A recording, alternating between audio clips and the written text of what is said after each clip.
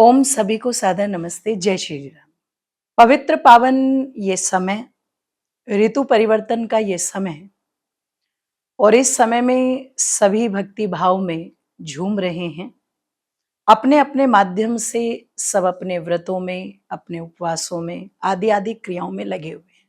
और इन दिनों एक बहुत ही स्थान स्थान पर प्रचलन है रामलीला आदि करने का, कराने का, जहां पर 9 दिनों तक भगवान श्री रामचंद्र जी के जीवन को अलग अलग पात्रों के माध्यम से रंगमंच पर प्रस्तुत किया जाता है। बहुत अच्छी बात है, क्योंकि जितने भी दर्शक दीर्घा में देखने के लिए जाएंगे वो सभी भगवान श्री रामचंद्र जी के जीवन से परिचित होंगे, उनके चरित्र को देखेंगे तो निश्चित प्रभावित होंगे। लेकिन कभी कभी मैं विचार करती हूँ कि भगवान श्री राम जो एक आदर्श हैं और जिन्हें हम बार बार संबोधन में कहते हैं मर्यादा पुरुषोत्तम, अर्थात जिन्होंने कभी भी अपने जीवन में किसी मर्यादा का कोई उल्लंघन नहीं किया, हमेशा अपने जीवन को वेदों के अनुसार, ऋषियों के अनुसार, उनका तो पूरा जीवन ही जो है वो ऋषियों से प्रेरित है। कहीं पर महर्षि भारद्वाज की प्रेरणाएं, कहीं पर मुनि अगस्त्य जी की प्रेरणाएं, कहीं पर अत्रि ऋषि की प्रेरणाएं, तो कहीं पर महर्षि वशिष्ठ जी की प्रेरणाएं। कदम कदम पर जब हम उनका जीवन देखते हैं तो वो निश्चित ऋषियों से प्रेरित हैं, आप्त पुरुषों से प्रेरित हैं। और इतना श्रेष्ठ, इतना पावन जीवन निश्चित जन जन तक बार बार पहुंचना चाहिए, चाहे वो कथाओं के माध्यम से, चाहे वो किसी अन्य रंगमंच के माध्यम से। लेकिन रामलीला के दौरान जो भगवान श्री राम जी के चरित्र को प्रस्तुत किया जाता है वो बहुत अच्छी बात, लेकिन दो बातों का विशेष ध्यान रखना चाहिए, रामलीला करने वालों को भी, जो आयोजक गण हैं उनको भी, और जो उसमें पात्रता निभा रहे हैं उनको भी, कि एक तो ये रोल किसी ऐसे व्यक्ति को न दिया जाए जो खुद ही जीवन से पतित हो, भ्रष्ट हो।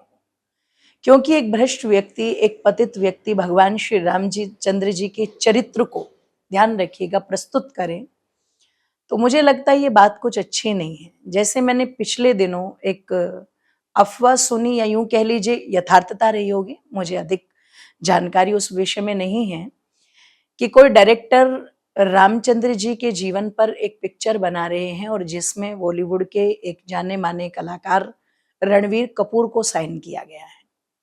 तो जैसे ही मैंने ये खबर पढ़ी पेपर के अंदर तो मुझे ध्यान आया कि ये रणवीर कपूर वही हीरो है जिसने कुछ दिनों पहले बड़े डंके की चोट पर ये कहा था कि I like beef, I love beef, मुझे बीफ बहुत पसंद है, गाय का मांस बहुत पसंद है। और बंधुओं, चिंतन करने वाली बात है कि आप उस व्यक्ति को ये पात्रता प्रदान कर रहे हो जो गाय का मांस खाना और फिर उसे इतने गर्व के साथ स्वीकार करना, और उसमें स्वीकारते समय कोई अपराध बोध वाला भाव भी नहीं है।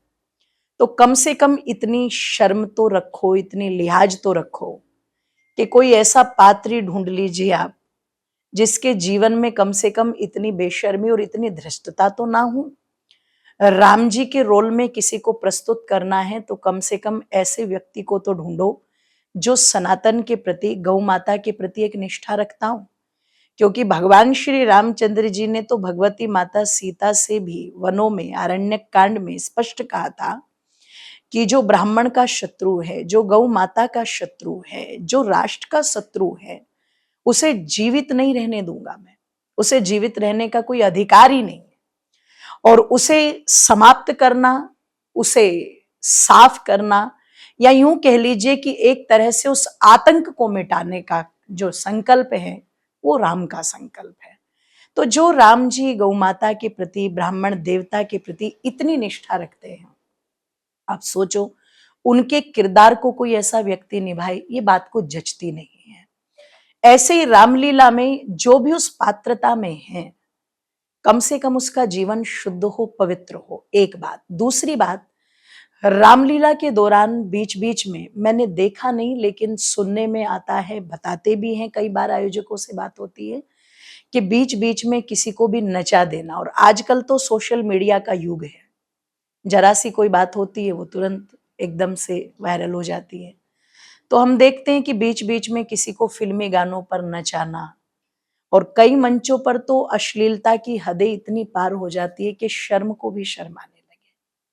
मतलब एक धार्मिक मंच और उस धार्मिक मंच को आप अश्लीलता का अड्डा बना दें, तो शायद आपको सोचना चाहिए, उसके लिए शर्म आनी चाहिए।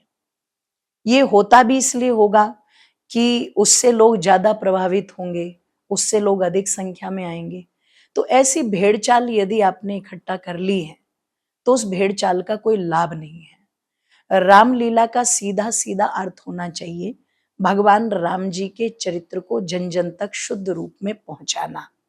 तो निश्चित अगर इस पर ऐसा ही संकल्प, ऐसा ही विचार किया जाए, तो ये बहुत उत्तम है। और यदि आप इसमें अश्लीलता को, भद्देपन को और केवल कहते हैं ना कि एक बिल्कुल शब्द प्रयोग नहीं करना चाहती मैं, लेकिन जिस प्रकार की कार्यप्रणाली आप उसमें प्रयोग करते हैं, निश्चित वो दुःख का कारण है, वो कष्ट का कारण है और वो कहीं न कहीं भगवान राम जी के चरित्र को भी दूषित करने वाला कार्य होता है। तो रामलीला को राम जी की लीला के यानी कि उनके चरित्र को प्रस्तुत करके उस रूप में ही जन-जन तक पहुँचाएँ। बाकी तो सभी रामलीला की कमेटियों को मेरी बहुत-बहुत शुभकामनाएँ। धन्यवाद।